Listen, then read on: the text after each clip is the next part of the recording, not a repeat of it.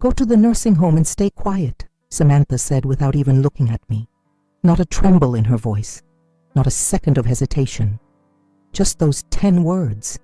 Cold, sharp, final. I had come with a small suitcase and my cardigan folded over my arm, thinking we were going to her house after my checkup. She had promised. "Just a few days, Mom, to recover in peace," she'd said on the phone, sounding gentle, almost like the little girl I used to tuck in after nightmares.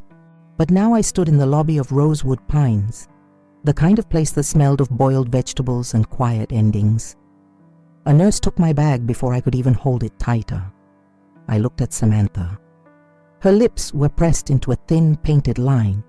Her fingers danced over her phone screen. "Samantha," I whispered, "I thought—" She didn't let me finish. "You'll be better off here. They have everything you need, and I have my life." No hug, no goodbye, just the soft whoosh of the automatic doors closing behind her, like a sentence being carried away by wind. If you've ever been disrespected by someone you love, this story will speak to your heart. That night I didn't sleep. The bed was too firm. The sheets smelled of bleach, not home. Every creak in the hallway reminded me I wasn't wanted. But what kept me awake the most was the silence in my chest. Not grief, not anger, just absence, like something had been scooped out of me. I reached for my cardigan, draped over the armchair beside the narrow window. Tucked inside its pocket, like a habit I couldn't break, was a photograph folded in half. It was old, creased where I'd clutched it too many times. Samantha at 5, grinning wide with missing front teeth, hugging my waist in the kitchen we used to dance in. I used to call her my sunshine. I used to think that was forever. Now she had handed me off like a bill to be paid. "Don't take it personally, Mrs. Reynolds," the night nurse had said kindly before dimming the lights. "Families have their reasons. Their reasons." That word stuck in my throat, as if reason could explain throwing away a mother who raised you through hospital nights, divorce court, and every fever that left her sleepless. I pressed the photo to my lips, closed my eyes, and whispered the same prayer I used to say when she was little. "God, let her remember love."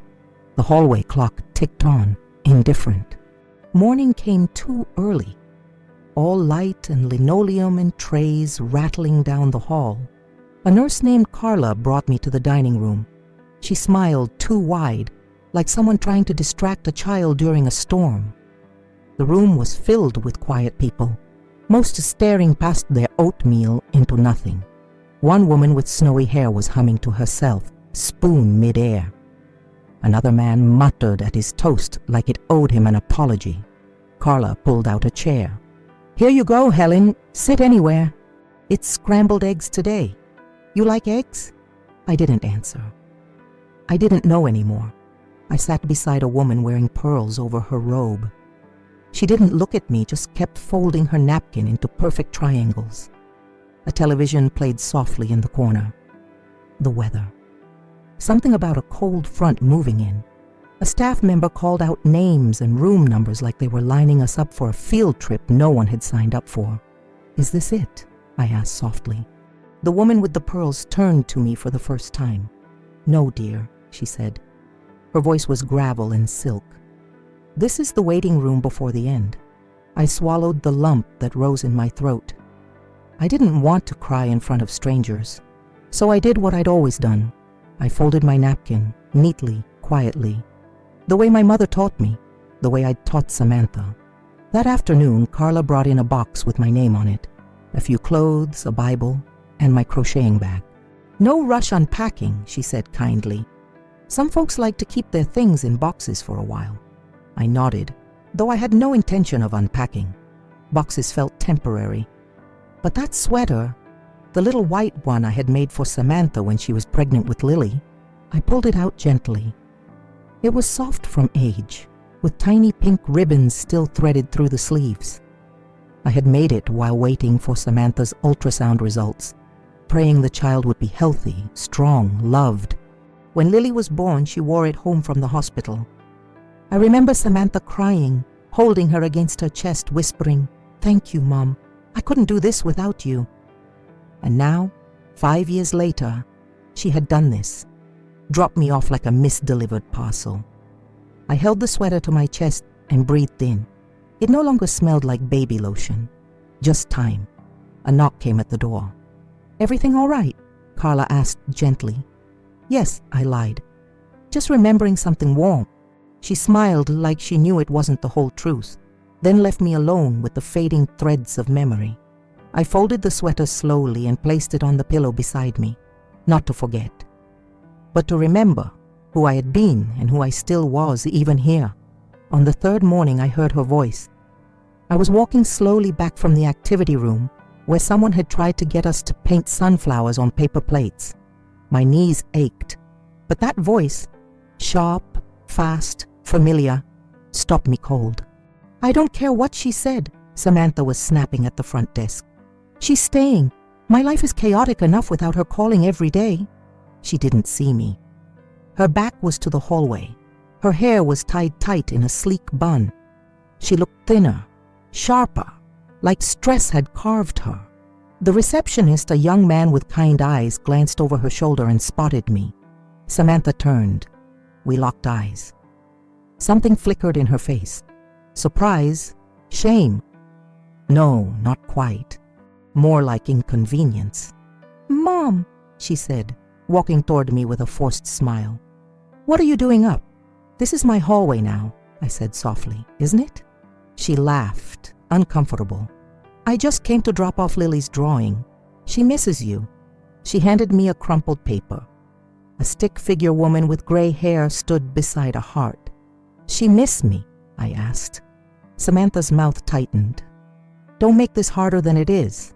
And then she left, again, heels clicking like punctuation marks on the tile. I stared at the drawing. It was the first real color I'd seen in days. I didn't cry. But the stick figure woman looked stronger than I felt. The next evening after dinner, I wandered into the recreation room. It was nearly empty, just the hum of the vending machine and a soft flicker from the old TV mounted on the wall.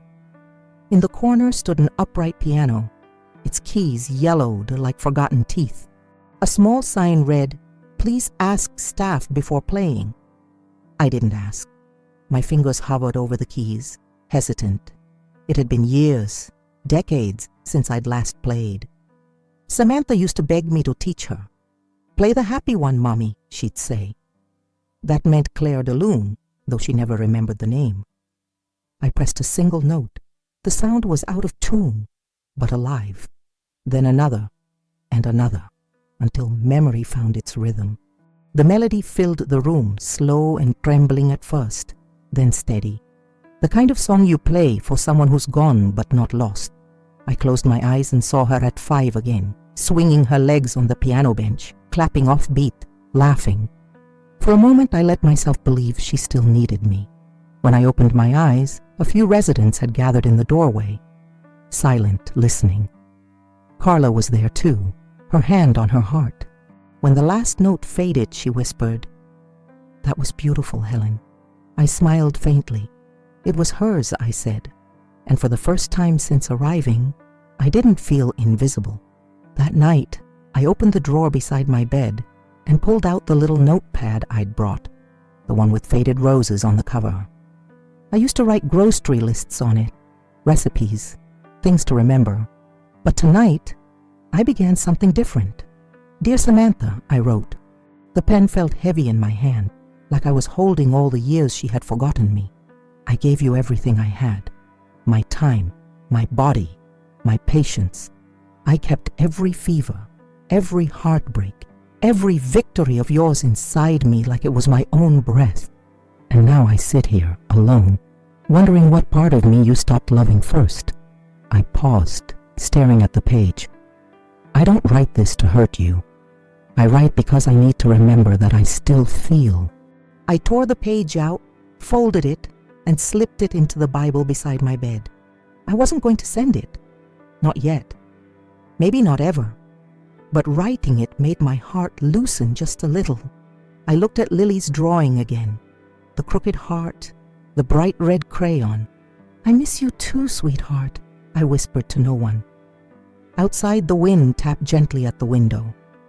Autumn was coming, the kind of season that strips everything bare, only to make room for spring. I lay down, not expecting sleep, but no longer afraid of the dark. 2 days later, while I was waiting for my blood pressure check, I heard my name spoken behind the curtain. "She's sweet," said a nurse, low-voiced. "But you can tell she's been dropped." Another voice, older, replied, "It's happening more and more. Adult children bring them here and vanish. They call once, maybe twice." Then silence. My stomach turned. I sat perfectly still, not wanting them to know I was there. Not because I was embarrassed, but because I wanted to hear how they truly saw us. "Her daughter barely filled out the forms," the second voice added. "Left the emergency contact blank." Blank. That word echoed louder than anything else. It wasn't just a form. It was the space where I was supposed to still matter. And it was left blank. I felt a strange sort of heat rise in me. Not rage, not quite. More like the sting of being forgotten while still alive. When the curtain pulled back, they both smiled politely. "All done, Mrs. Reynolds," the younger nurse said. "You're doing just fine." I nodded, polite, quiet. But inside, I wasn't fine. Later I sat in the garden courtyard, letting the sun rest on my face, letting the wind turn the pages of my thoughts.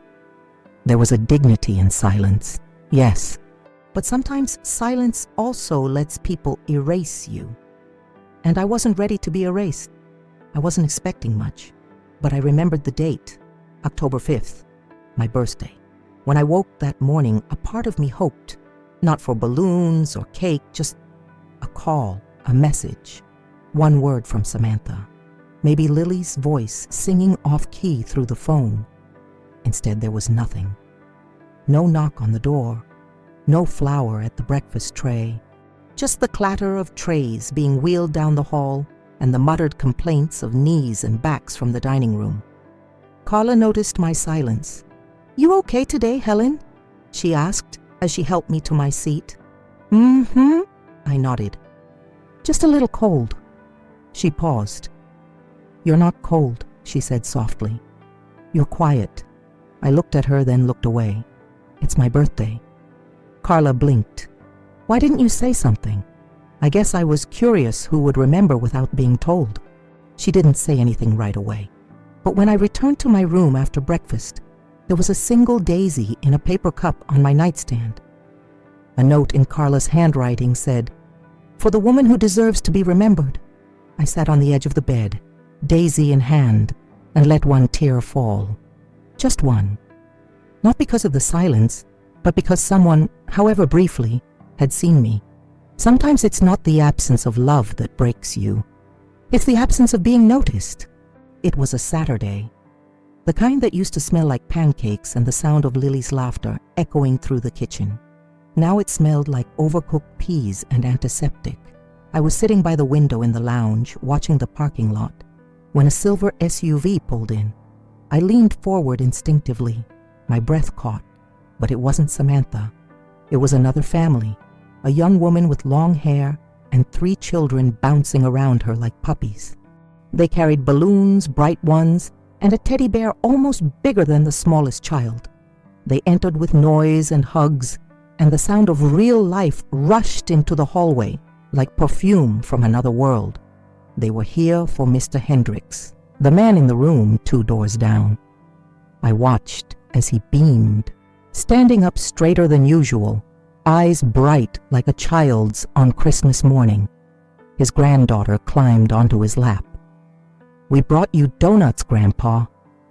He kissed her hair. I looked away, not because I was jealous, but because I remembered what that kind of joy felt like. Spontaneous, loud, shameless. I used to be the woman holding the camera. I used to be the lap that held the world. And now I was the window watcher, silent, still, background to someone else's joy. The nurse passed by and paused. "Maybe next weekend, Helen," she said kindly. I smiled because that's what you do when hope starts to taste like habit. 3 days later, I gathered the courage to call Samantha. I stared at the receiver for a long time before picking it up. That old beige phone on the wall felt heavier than it should have. I dialed slowly, the way I used to when calling home from a payphone, hoping someone would be on the other end. She answered on the fourth ring. "What is it, Mom?" "Not hi, not how are you. I just wanted to hear your voice," I said softly. A sigh, that tight, clipped exhale that always came before impatience. "Mom, I'm working." "I can't keep answering every time you get bored." "I'm not bored, sweetheart. I'm just alone." There was a pause. Then she said it. "You chose to make this harder than it needs to be. You're safe, you're cared for. Isn't that enough? Safe, cared for." As if those words replaced loved. "I didn't choose this, Samantha. I just thought, maybe you'd want to talk." "Well," she said, and I could hear her typing something in the background. "Try not to call so much, okay? It adds stress." The line went silent after that. I hung up gently, as if the softness of my action could undo the sharpness of her tone. I sat there a long while, the phone still warm in my hand, wondering when exactly I became a burden. And what mother ever truly prepares for that day? Every Thursday afternoon, they opened the little chapel room for quiet reflection. Not many went, maybe 2, sometimes 3, but I started attending. Not for prayer at first, just for the silence. The room was small, dimly lit, with faded pews and a wooden cross above a chipped altar.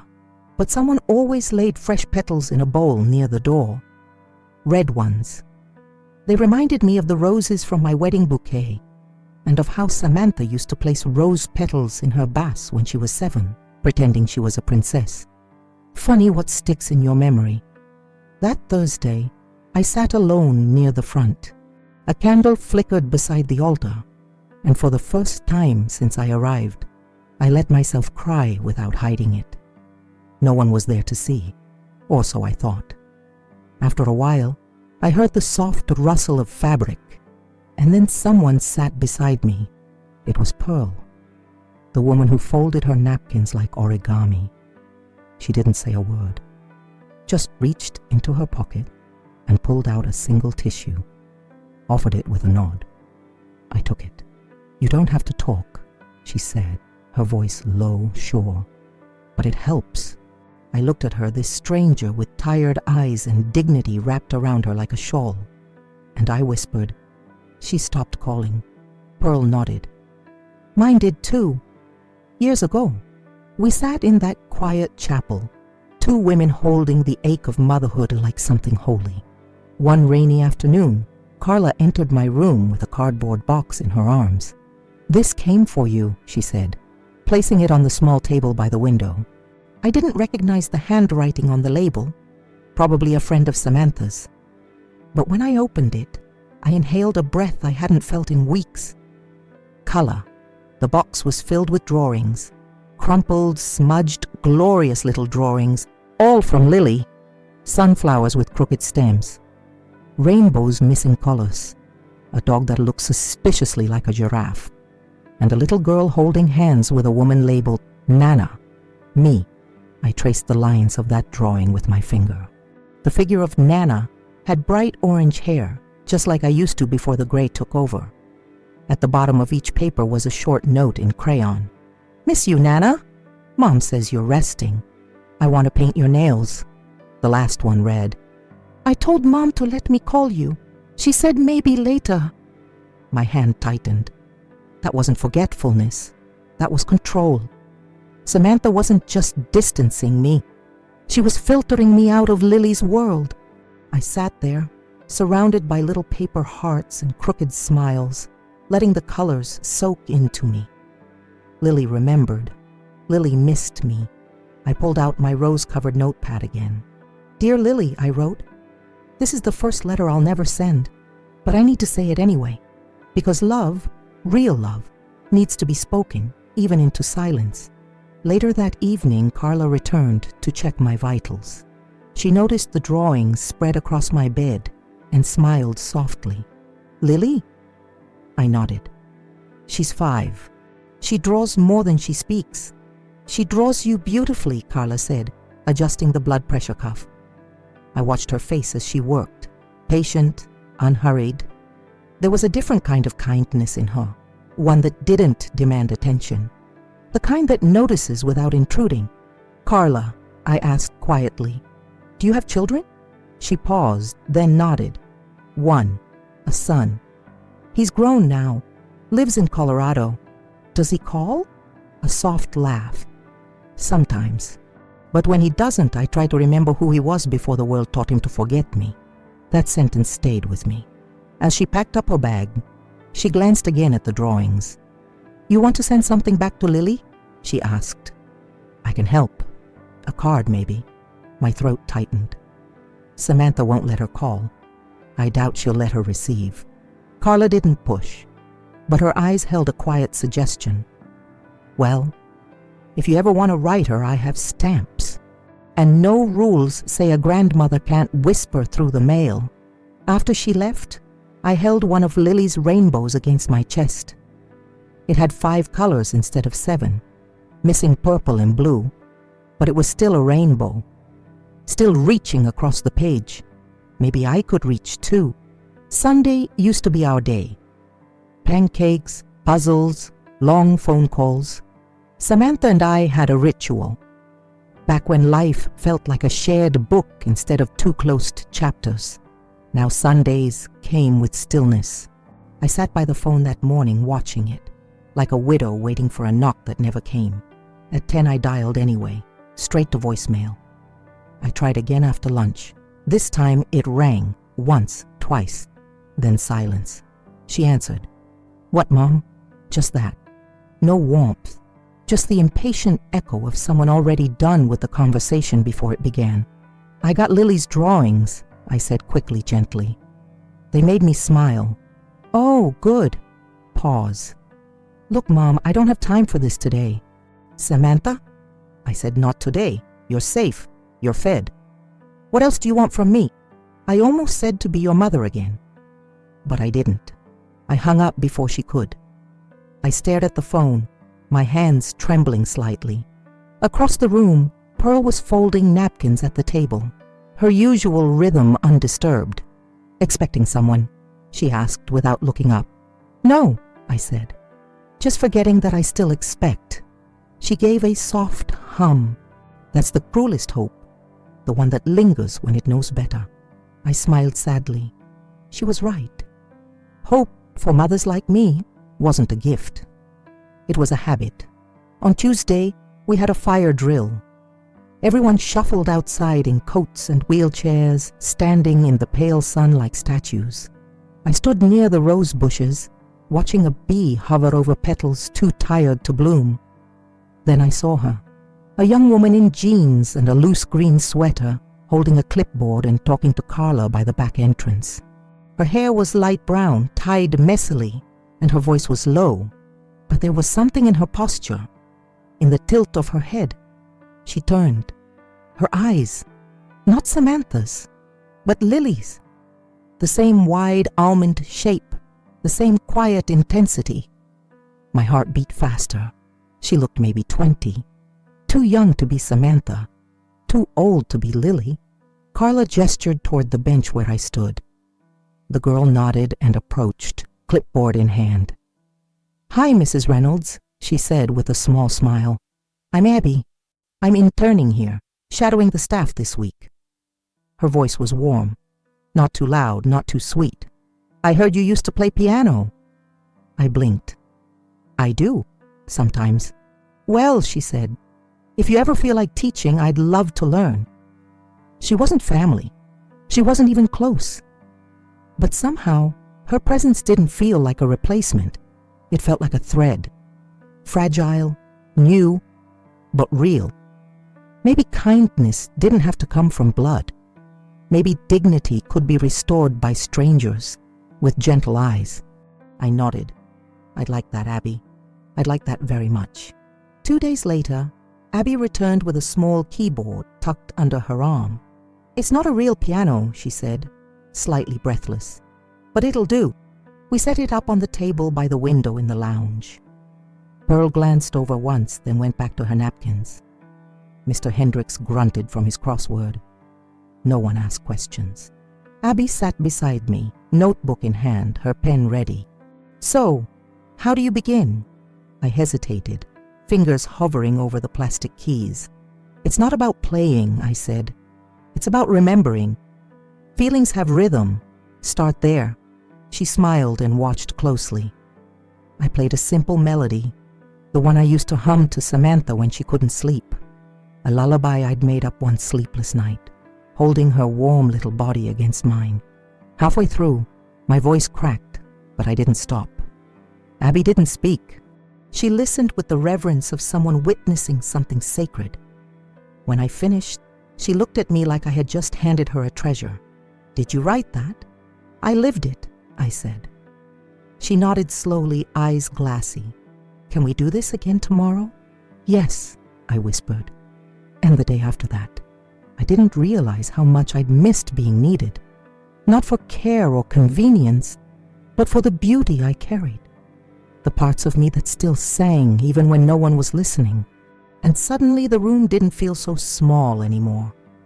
That night I opened the Bible again, the one I kept beside my bed like a secret drawer.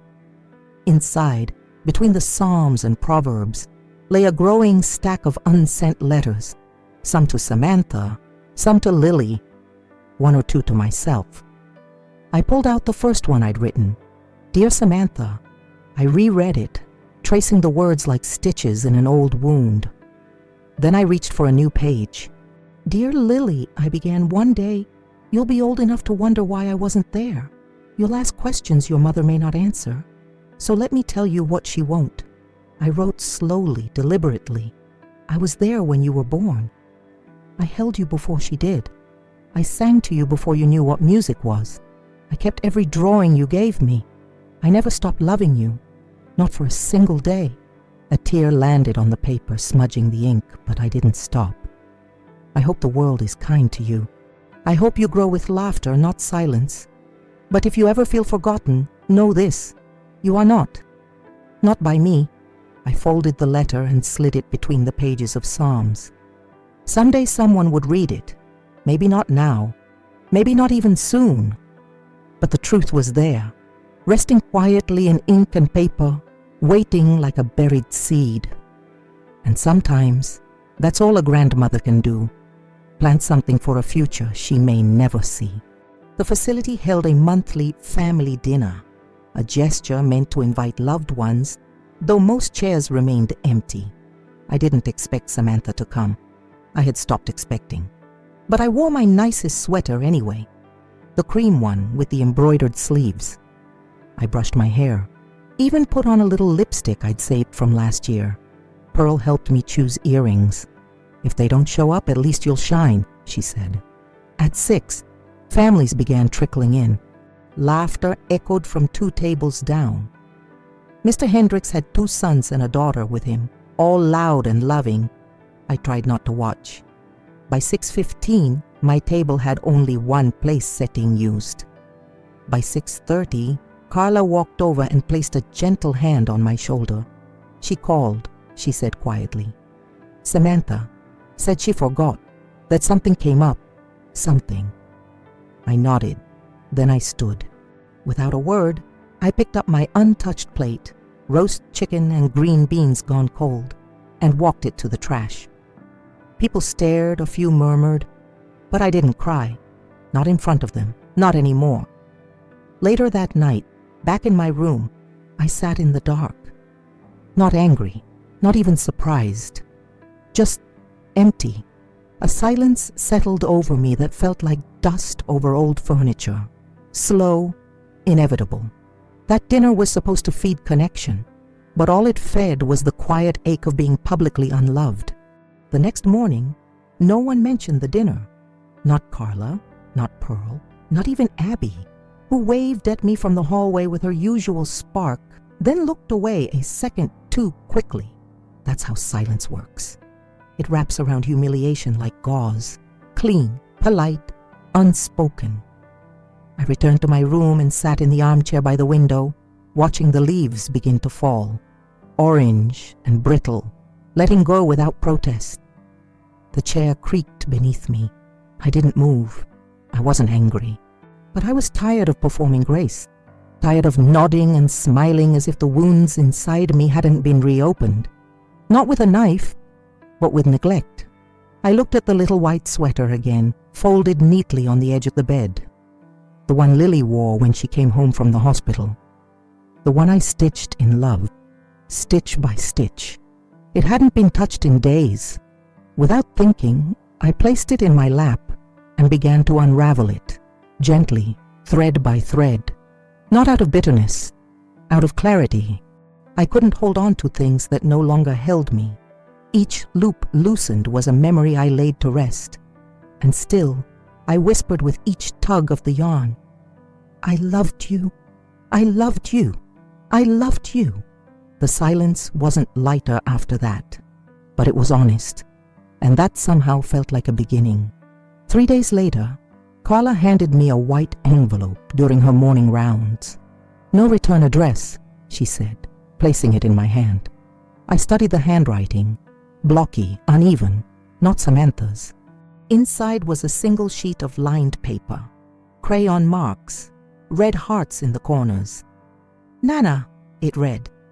I asked Mommy if I could send this. She said she'd think about it, but I mailed it anyway. My hands trembled. I miss your songs and your hugs. I don't like when you're not here. I told Mommy it's not fair. I hope you're not mad. I love you more than cupcakes. It wasn't signed, but I didn't need a signature. I held the letter against my heart, tears stinging the backs of my eyes. Not for pain, but for proof. Proof that I still existed in Lily's world, that even filtered, delayed, and hidden love had found a way. Carla, seeing my expression, touched my shoulder. She's brave, that little one. She is, I whispered. Braver than her mother ever was. I placed the letter in my Bible, beside the ones I'd written but never sent. This one I would answer, not out of hope, but out of dignity. Because when love calls to you, even through crayons and risk, the only true answer is to say, I'm still here. It was late afternoon when the phone rang in my room, a rare event. I answered with the usual thread of hope. Hello? There was a pause, a shuffle. Then Samantha's voice, low, clipped, clearly not meant for me. Hold on, Lily, I'm just calling to confirm the delivery. Another pause, then realization. Oh, she said flatly. You answered. I stayed quiet, let her fill the silence. I didn't mean to call you, she added. I must have pressed the wrong number. There it was again. The echo of her avoidance, the unwillingness to admit even the smallest need. Well, I said calmly, it's nice to hear your voice, even by accident. A pause. I could hear Lily in the background, humming something, probably drawing her little world, still innocent of all this pain. I got Lily's letter, I continued. She's thoughtful, strong. Samantha didn't answer right away. Then, like pulling teeth, she said, she really misses you. I miss her too. Another beat of silence. Then her voice, softer this time, just a fraction. I'm trying, Mom. I know, I said. But Lily shouldn't have to do the work of keeping us connected. That's on you. On me. Samantha exhaled. I don't know how to fix it. Start by not pretending there's nothing to fix. The line crackled. Then click. She hung up. But I didn't feel angry. Because this time, she hadn't run. She'd stayed long enough to hear the truth. That evening, Carla stopped by with my medication and lingered a little longer than usual. You all right after the call? She asked gently. I nodded. It was short, accidental, but real. Carla sat in the chair beside me. You've been patient with her, more than most would. It's not patience, I said. It's memory. She tilted her head.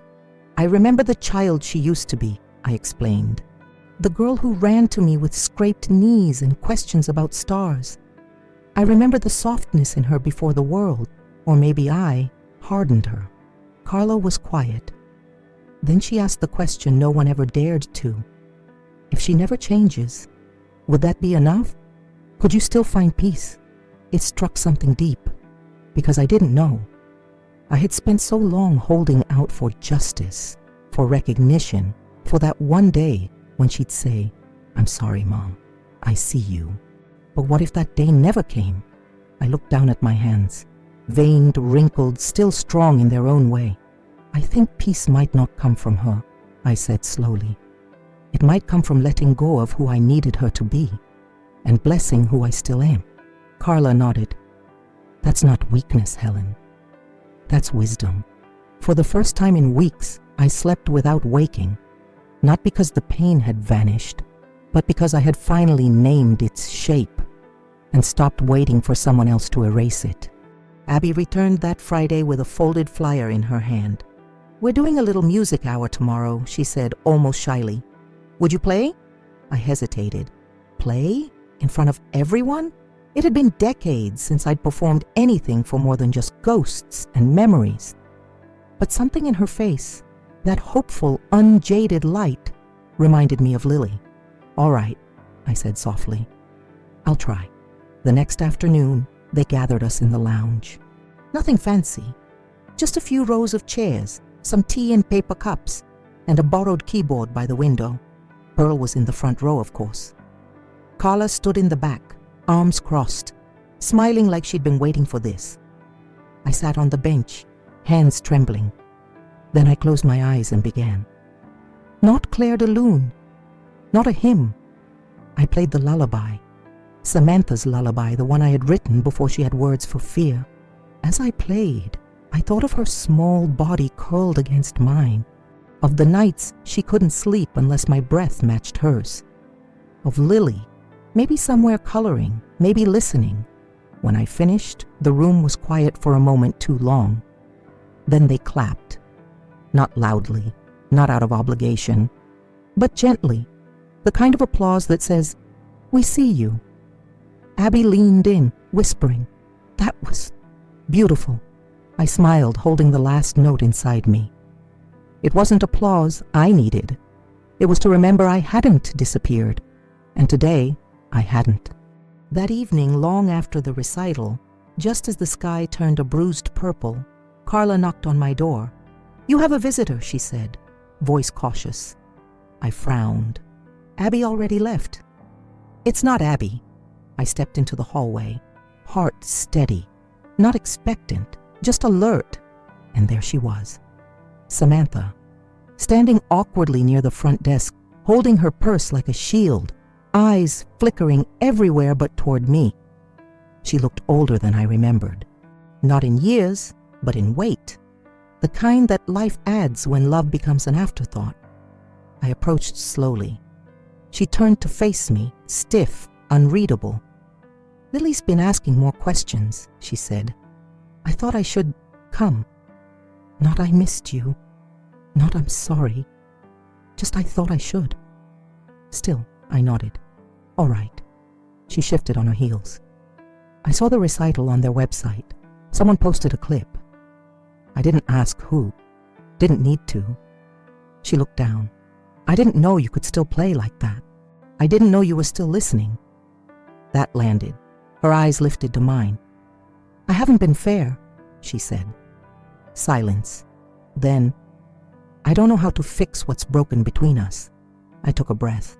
"You don't start with fixing," I said. "You start by staying." She nodded slowly. "Can I come back next week with Lily?"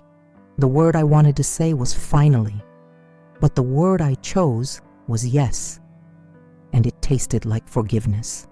The following Saturday, I heard it before I saw it. Tiny footsteps, light, uneven with the slap of rubber soles against the linoleum. Then a voice, high and breathless. "Nana!" Lily. I stood from my chair faster than I'd moved in weeks. My knees protested, but my heart didn't, and then she was there. Pink sneakers, wild curls, arms outstretched like wings. I knelt without thinking, catching her in my arms. She smelled of cinnamon and crayons. "I missed you so much," she said against my shoulder. "Mommy said you were on a long nap." I chuckled, heart swelling and breaking all at once. "I was just waiting, sweetheart. waiting for you." Samantha stood behind her, watching, uncertain. She didn't step forward right away, but she didn't leave either. Lily grabbed my hand. "Can I see your piano?" I led her to the keyboard, set up by the window as always. She banged a few keys with glee, then whispered, "Will you teach me?" "Of course." She nodded like it was already decided. "Good. Then we can play a song when you come home." I paused. Samantha's eyes met mine, and she said, carefully, haltingly, "We'll talk about visits, maybe even weekends." It wasn't a promise, but it wasn't a no. Lily climbed into my lap and pressed a soft, sticky kiss to my cheek. "I brought you a surprise," she whispered, "but it's for later." For the first time in a long while, I felt like someone's beginning again. That afternoon, after juice and cookies in the courtyard, Lily handed me a small, battered shoebox wrapped in purple tissue paper. "I made it at school," she said proudly. "It's a memory box." I lifted the lid slowly. Inside were 3 things: a dried leaf, gold and crumbling, with Nana's Garden scribbled on it in pink marker; a ribbon from the sweater I had crocheted, torn, soft, knotted at the center; and a photograph. Old, grainy. Samantha as a child, maybe 5, curled against me on a couch, asleep with my arm around her and a book still open in my lap. "Mommy gave me that one," Lily said. "She said it's from a long, long time ago." My hands trembled slightly as I held the photo. Samantha stood a few feet away, arms crossed, not defensively now, but protectively, watching. "I forgot I had that picture," she said softly. "Found it in an old box when I was cleaning." There was no apology in her voice, but there was something close. "I wanted Lily to know who you were before all this," she added. I nodded, unable to speak. Lily reached into the box one more time and pulled out a crayon drawing, a stick figure of her, me, and her mother, all holding hands under a bright sun. "See?" she said. "We all fit." I pressed the photo to my lips, then placed it gently back in the box. Some things are too sacred to frame. That night, after they left, Lily blowing kisses until the door closed, Samantha whispering, "Thank you," without quite meeting my eyes, I sat by the window and opened the drawer beside my bed. Inside was the necklace, a simple gold chain with a small charm shaped like a key. Samantha gave it to me on Mother's Day, the year Lily was born. "Because you're the key to everything, Mom," she had said then, tears in her eyes, sleep-deprived but glowing. I hadn't worn it since the day she dropped me off here. It had felt like a lie. But tonight I picked it up. The chain was cool, the charm smooth from years of touch. I fastened it slowly around my neck, the metal settling against my skin like a quiet promise. Carla passed by my open door and paused. "Beautiful piece," she said. I looked up. My daughter gave it to me. Her eyebrows lifted slightly. "Things feel different?" I nodded. "Not fixed, but moving." She smiled gently. "That's how healing starts. Not with fireworks, with movement." I touched the charm, not to remember, but to reclaim. There was still pain, still space between who Samantha had been and who she was now. But there was also something else, a shift, a softening, a door not fully closed. And sometimes that's enough. Not everything has to be perfect to be precious again. The next morning, I returned from breakfast to a blinking red light on the phone. One new message. I pressed play, heart steady. "Hi, Mom." Samantha's voice filled the room, slower this time, not rushed. I wanted to say thank you for yesterday, for letting Lily see who you are, not just who I told her." A pause. "I've been angry for so long, and I thought pushing you away would make it easier. It didn't." Her voice cracked barely. "I watched Lily with you, and I remembered what I forgot. How safe I felt as a child. How much you carried. I don't think I ever said thank you for that." Another pause. A breath. "I want to come again next week. Just us. if that's all right. Click. Silence. I sat on the edge of the bed, the necklace still cool against my chest. Outside, the first leaves were falling, swirling gently like dancers with nowhere to be. She didn't say I'm sorry, but she didn't have to. Not all at once. Sometimes a whisper of truth holds more weight than a shouted apology. And this message? It felt like a seed being planted late in the season, but with enough sun left to grow. I closed my eyes, pressing my hand over my heart. She remembers. Not everything, but enough. In the common room, there was a cork bulletin board where residents could pin up pictures, postcards, or newspaper clippings. Most of them were faded.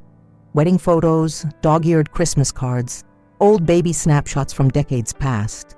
I had never added anything until that afternoon. I pinned Lily's crayon drawing right in the center, the one where the three of us held hands beneath the sun. Next to it, I placed the photographs Samantha had sent in the shoebox. Her as a child in my arms, both of us asleep, wrapped in soft light and the hush of love unspoken. Some residents wandered by and glanced. Pearl stopped, squinted at the drawing, then gave me a quiet nod. "Looks like a story that still has chapters," she said. "It does," I replied. Later, Abby walked past, smiling as she saw the new additions. "You claimed your place," she said. And she was right. It wasn't just a bulletin board.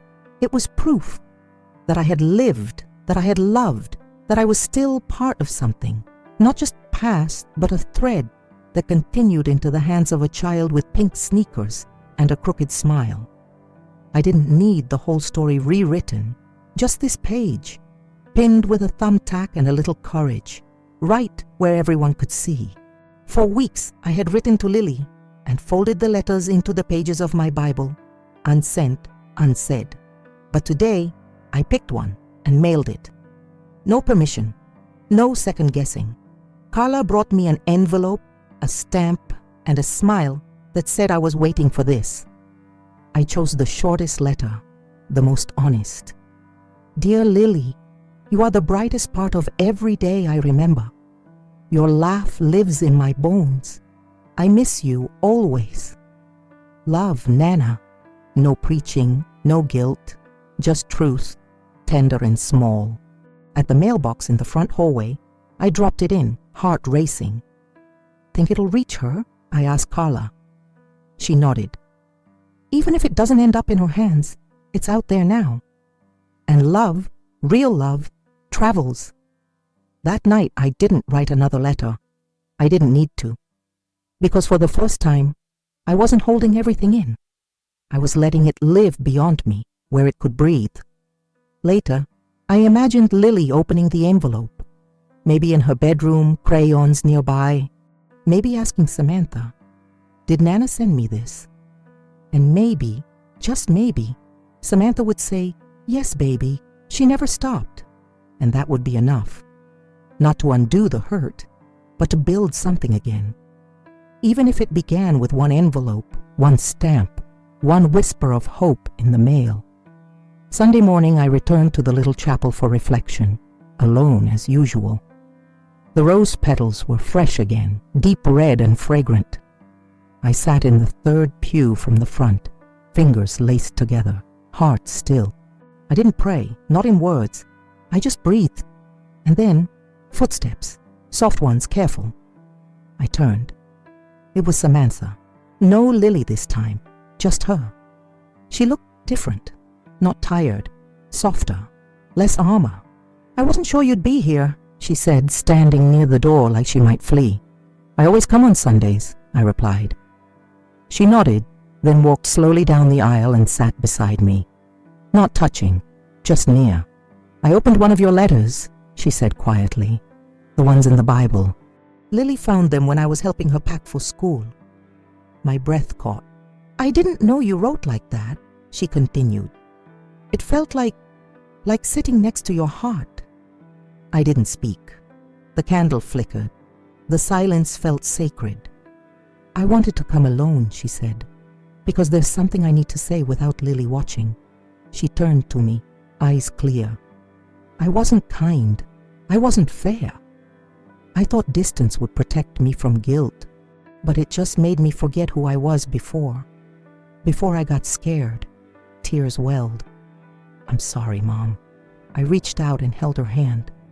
It was cold, but it didn't pull away, and that, in its quietness, was everything. Later that afternoon, I returned to my room to find a small package on my pillow, wrapped in brown paper, no note. Inside, the white sweater, not the original one I had unraveled, but a new one. Same pattern, same soft yarn, freshly crocheted with small pink ribbons in the sleeves. I held it up, breath caught in my throat. Samantha.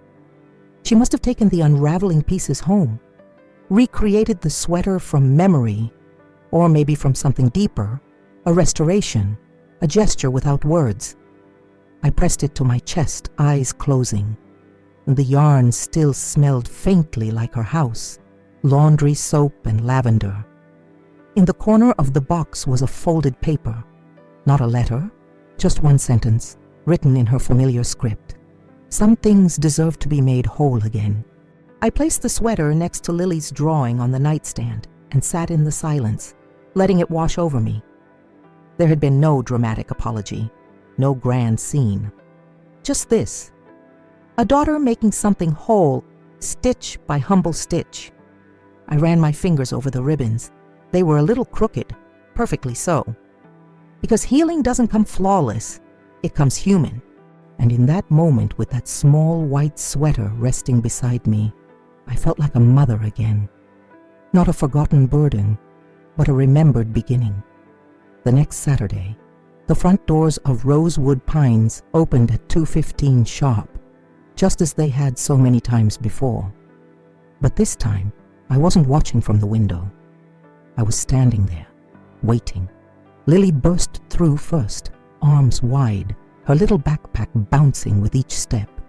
"Nana, I brought stickers!" Behind her, Samantha followed, slower, no phone in hand, no rush in her step. She smiled when she saw me, a real smile. We didn't speak right away. We didn't need to. Lily grabbed my hand. "Can I play the piano again? I want to show Mommy the song you taught me." I led them both to the lounge, where the keyboard was already waiting. Pearl nodded from her usual seat, folding her napkin slowly, watching without judgment. Lily banged out a few notes, loud, messy, joyful. Samantha watched her, then watched me. "I've been thinking," she said quietly, "about bringing you home, even just a few days a week. Would that be something you'd want?" I looked at her, not as the woman who had abandoned me, but as the one trying to return. "I'd like that," I said, the words simple, sacred. She reached for the little white sweater in Lily's hands, folded it, pressed it to her chest, and for the first time in a long, long time, she cried. Not out of guilt, but out of recognition.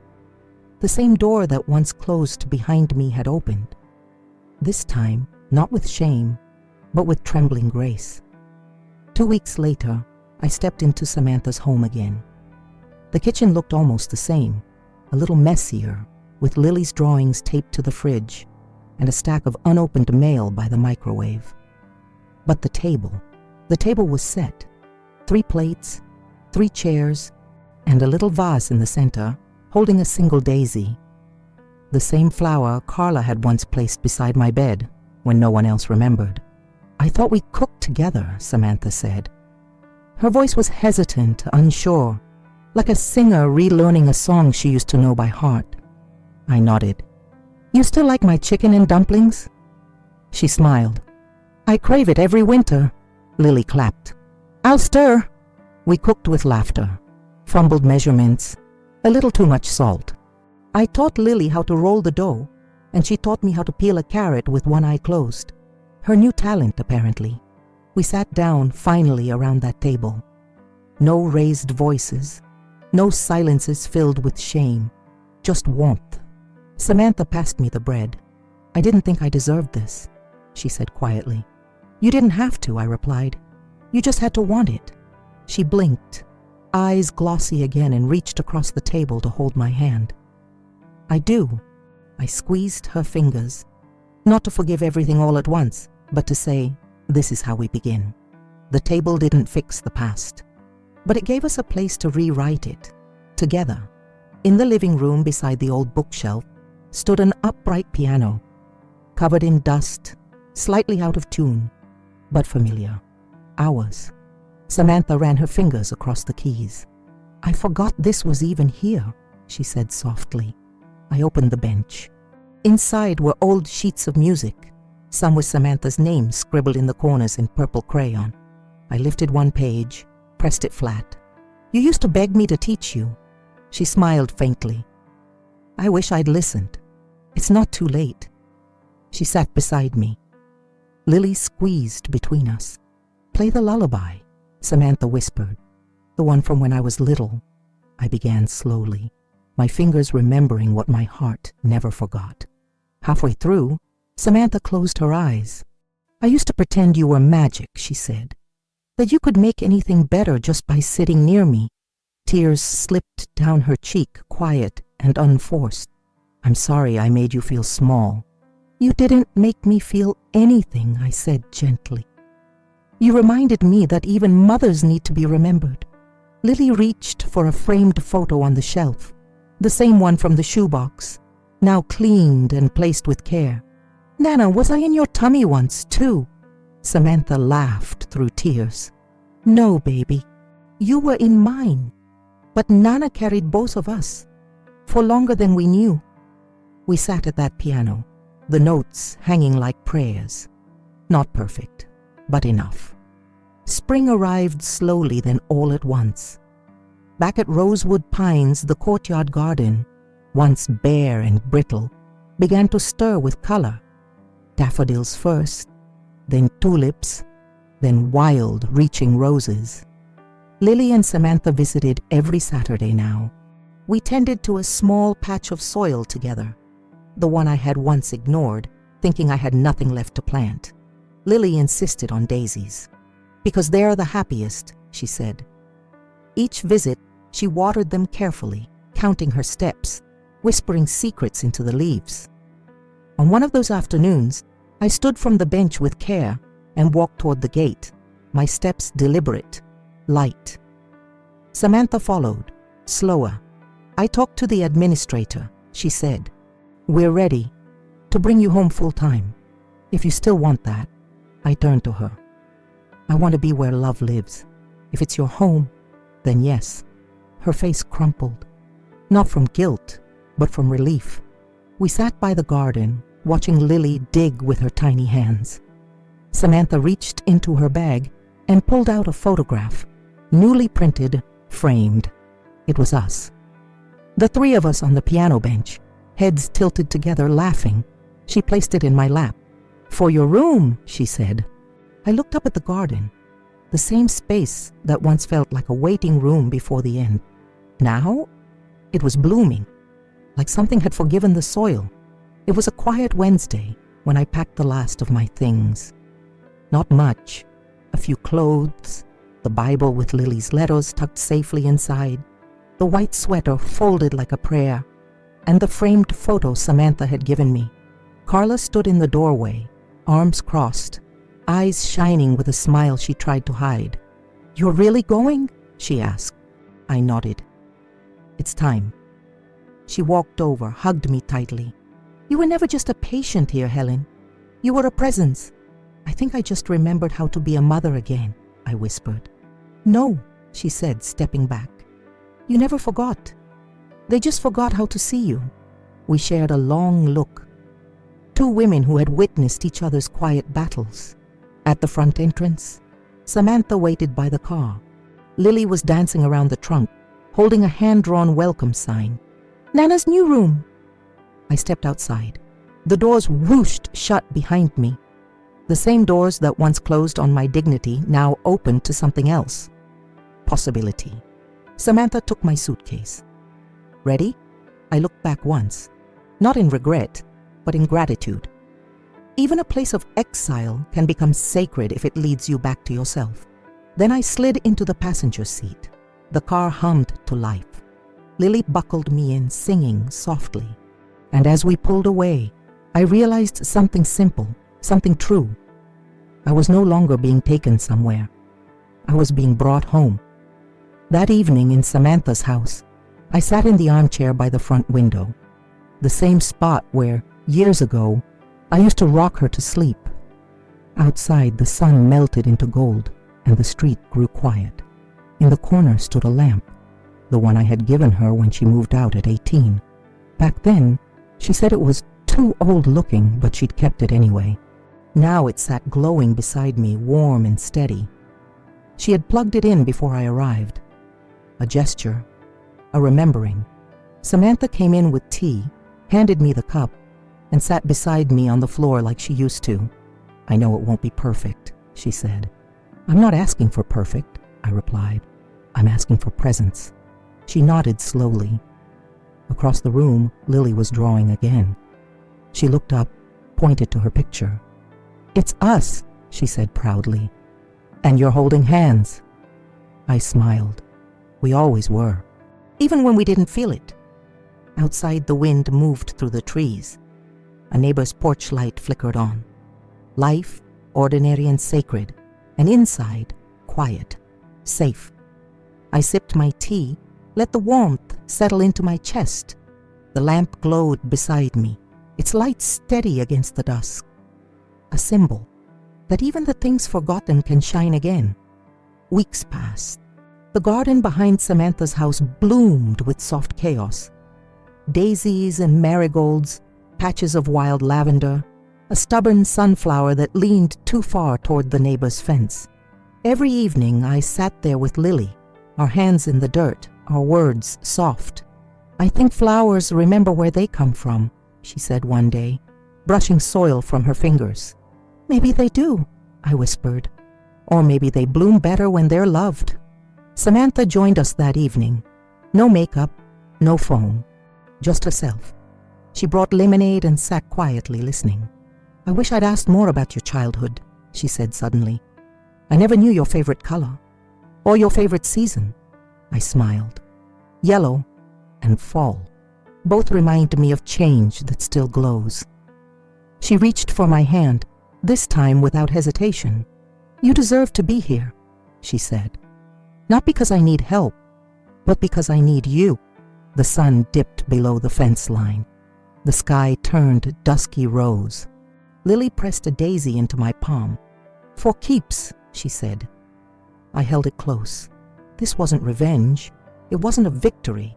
It was something gentler, a return, a quiet, earned place in a life that had tried to forget me, now blooming with space, warmth, and recognition. As night settled in, I whispered to myself the truth I had waited so long to live. Respect isn't inherited. It's earned, day by day. And now, it was mine again.